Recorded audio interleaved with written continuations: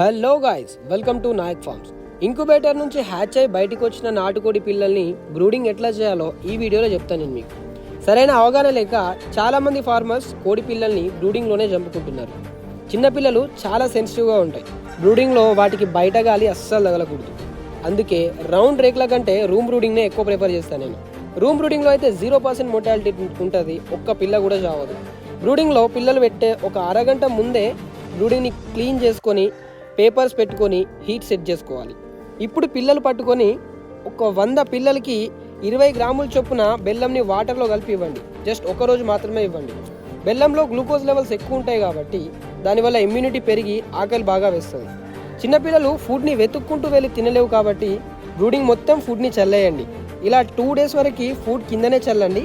3rd day నుంచి ప్లేట్లో food పెట్టండి. 5 డేస్ వరకు మార్నింగ్ ఈవినింగ్ పేపర్ చేంజ్ చేసుకుంటూ 5 డేస్ తర్వాత కింద మొత్తం ఉణకబెట్టేయండి. కోడి పిల్లలు బ్రతకడానికి కావాల్సింది ఆడంబరమైన జీవితం కాదు, అనుకూల వాతావరణం, నాణ్యమైన దాన. నేను చెప్పినట్టు బ్రూడింగ్ చేయండి. 0% మోర్టాలిటీతో 100% రిజల్ట్స్ వస్తాయి.